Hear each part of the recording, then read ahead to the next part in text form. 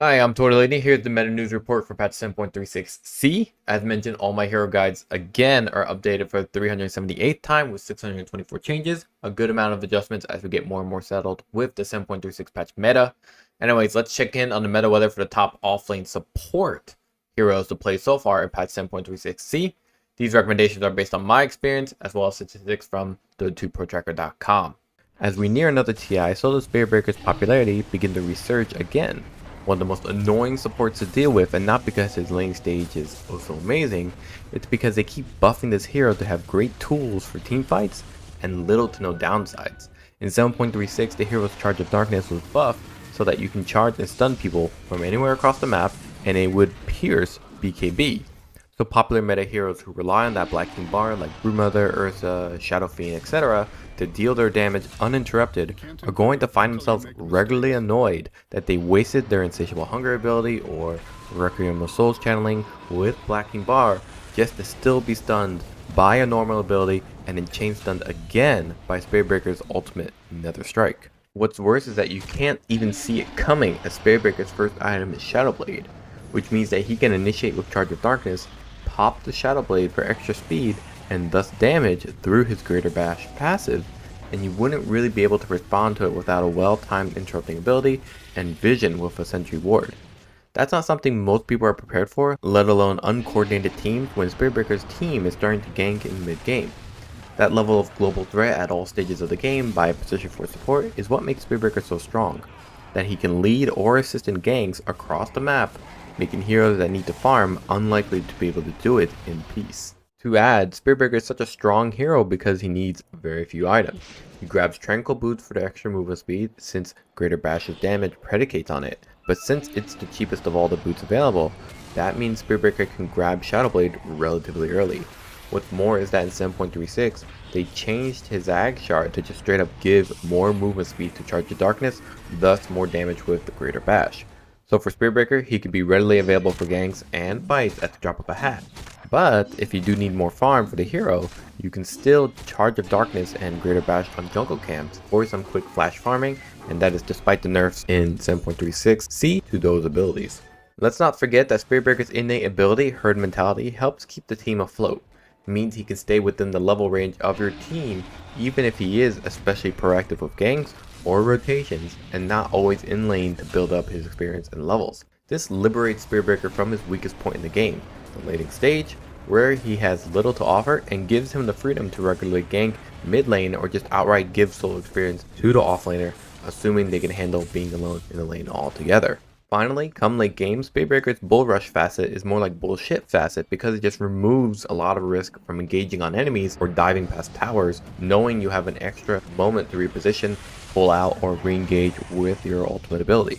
This facet feels so unnecessary, but for some reason Spirit Breaker continues to have an ease of entry when initiating a fight with Charge of Darkness, and now a pull-out method that would make most young bachelors applaud in admiration.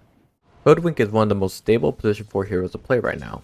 She sets up kills in lane thanks to easy stuns with Acorn Shot into Bushwhack, and with that tree bounce trick shot facet, you use your Acorn Shots always to do a minimum of 1 bounce between a tree and your target, even if no other targets are within range. So Hoodwink goes from occasionally harassing the lane with Acorn Shot to straight up beating out a lot of trades with enemy snake lane supports with the guarantee bounce and the small slow of the tree bounce trick shot facet and Acorn Shot. Now what that means is that you lose out on Hoodwink's second facet, Go Nuts, which means the hero is a lot riskier to play. So to compensate, a lot of players are now prioritizing Radavetos first for the hero, so you can root someone from afar to then close that gap and combo with Acorn Shot and Bushwhack without much risk and easy follow through. Radavetos first also aligns a lot with dealing with popular meta mid laners that we've been seeing this patch, such as Ember Spirit, Storm Spirit, or Broodmother. Everything about Hoodwink is still there though. She farms very well, has a very adjustable item build where you can pick up items like Mage Slayer if you need to diminish an enemy team's magic damage output.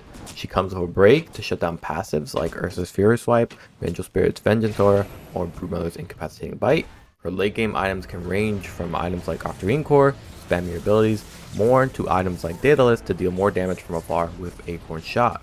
In terms of hero build changes, I've now made it the Tree Bounce Trickshot facet as your primary choice, replaced Maelstrom with Radavetos as a core item, and added in Ethereal Blade due to Aether Lens may be picked up by players since the extra range you used to get for your abilities from Scurry now requires you getting the other facet. Also, now that you no longer have that range, items like Force Staff can help you position to cast your abilities at the right time in a fight, or reposition after you've casted your Bushwhack and Acorn Shot. Rubick is the definition of a meta hero. The hero is a great block pick to have enemies avoid picking Enigma, Darkseer, Shadow Fiend, or even Beastmaster. All these heroes have one thing in common: defining abilities that can really shift the outcome of a team fight, and Rubick absolutely loves those abilities. The popularity of Rubick predicates on these types of enemies being drafted to really flip the switch on their initiation for your team to then compensate with follow through damage. In terms of item and skill build, he hasn't really changed that much. He still loves Aether Lens Blink Dagger to blink in and steal crucial abilities immediately after they're casted, and then maintain a good distance to safely cast those abilities. With Arcane Supremacy maxed second, and his new innate ability, he has a significant increase in his damage and magic resist by a % of spell amplification. So Rubick becomes actually really damaging and tanky with just one level of Arcane Supremacy during the laning stage, making him a much more potent offlane support beyond just spamming Fade Bolt.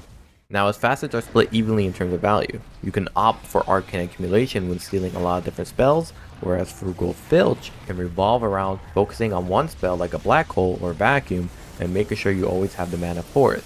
Both are really great. I prefer Arcane Accumulation personally, but it's down to you to choose as you prefer.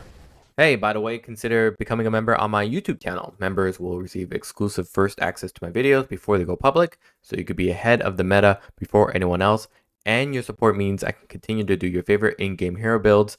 You can even subscribe to my Twitch to have all your questions answered and watch me play the heroes you want me to demonstrate. If you had enough of Tiny as a mid laner, have you tried Tiny at home as an offlane support? It's the same great testing toss, but with less levels and with all the usual noise as your regular core Tiny hero. We talked a lot about Tiny as a mid laner, and it's pretty obvious that the Pause 4 version also is very popular because of his crash landing facet, just being overall very strong, and Tiny again needing very few items to be able to fulfill his role.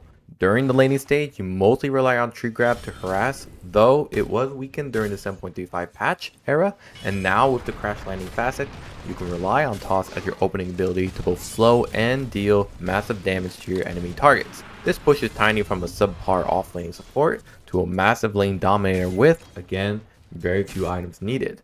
So a combo like Tiny tossing Centaur onto an enemy to then hoof stomp double-edged target was something pretty standard before, but now the crash landing facet makes all your follow-up nuke damage even better with the added slow. Come the mid game, Tiny just needs a Blink Dagger, which he can farm incredibly quickly thanks to the added damage of toss through your grow ability as well as the crash landing facet. With Blink, it's the same old Tiny as before, ganking on squishy enemies so you can avalanche toss avalanche combo them, but now in the late game you can rely on the added AoE of crash landing toss to regularly deal nuke damage into a fight without putting yourself at risk until you're ready to jump in. All in all, Tiny as a Pause 4 follows the same enhancement we've talked about for the mid lane, but now for offlane and beyond. Weaver is another popular offlane support for all the same reasons we talked about with the other heroes. Weaver as a position 4 was popular a few years ago, and seeing it rear its head back into the meta is scary. Essentially, the facet Skitter Step means that Weaver can initiate onto an enemy, blow them briefly, and reduce their armor through the swarm while dealing damage with Geminate Attack. So what you'll see is Weaver start harassing with his free Geminate Attack, and Shukuchi close the gap on an out of position support for your Pause 3 Wind Ranger or Vengeful Spirit to follow up with damage, their own disables, and more. The lane becomes so aggressively damaging for enemies in your lane that most will try to leave the lane as soon as possible. From there on, he'll rush an Urn of Shadows and Spirit Vessel to take advantage of his The Swarm timing, which he'll max first or second next to Shukuchi. Eventually, with enough successful ganks, he'll go for a Rod of Atos and a Gleipnir, and then what's key to note is that Weaver usually skips Boots of Speed, so those Urn timings to capitalize on his ganking capabilities comes fast. And that means a faster Spirit Vessel and thus a very uncomfortable early to mid game with an invisible hero that you can't escape from and his team that follow through on his movement. Lastly, what's really annoying about Weaver as a support is that he has no problem farming, as he'll use the Swarm to whittle down jungle camps with lower armor to farm them up quickly with his attacks and Shukuchi. He's essentially a pseudo Pause 3 just based on how much he can stay on top of his levels and gold in comparison to other more dedicated position 4 heroes, all the while roaming the map with a Spirit Vessel. In terms of honorable mentions, I think Monkey King at the position 4 with the Simian Stride Facet, Shard, and Glipnir is looking really good. However, I wanted to stop and talk about an underrated hero that we're seeing more and more notice from pros, Snapfire. Snapfire is currently being played similar to Hoodwink, where people are going for the Ricochet 2 facet, and combine that with the Buckshot innate ability, you have a hero that does a lot of damage to a lot of multiple targets. This shifts her to now being similar to other position 4 heroes. Harasses very well in the lane, good for setting up kills, and is a natural good ganker thanks to her long range ultimate ability. Even works better in combination with Darkseer or Enigma, popular offlaners who can easily gather enemies in one spot for you to land your ultimate ability. And to add, she can flash farm very well like everyone else on this lane thanks to Lil Shredder and Scatterblast. Now if you don't understand the Buckshot innate ability, it boils down to your attacks doing more damage, but there's a chance that it only deals 60%. That's called a glancing shot. However, with the Ricochet facet, if that glance shot occurs or you miss, 2 Ricochet shots will come out at 75% damage. So essentially what is happening is that if you miss or deal less damage, you'll hit more targets at slightly more damage than the weakened glance shot to 2 other targets. That works with your Little Shredder attacks too, so items like Maelstrom or Daedalus have an especially higher chance of occurring, and come late game, when you have your level 20 talent of 3x Little Shredder, you'll see not only are you dealing high damage to your intended target, even if it's a glance shot, but you'll also hit enemies with high damage from the Ricochet bounce shots. Don't forget, all of this is on top of the 25% extra damage from Buckshot in general. So, from the early game with your harassment to the late game massive outputs of damage, the scalable value of Snapfire makes her akin to like a Hoodwink, where your Acorn Shot or Buckshot are outputting huge amounts of damage towards a lot of targets simultaneously. So in terms of changes, I completely revised her skill build to max Little Shredder first, great for harassment, and I threw in a Glipnir as her main core item and revised her extension items for the reasons we just talked about.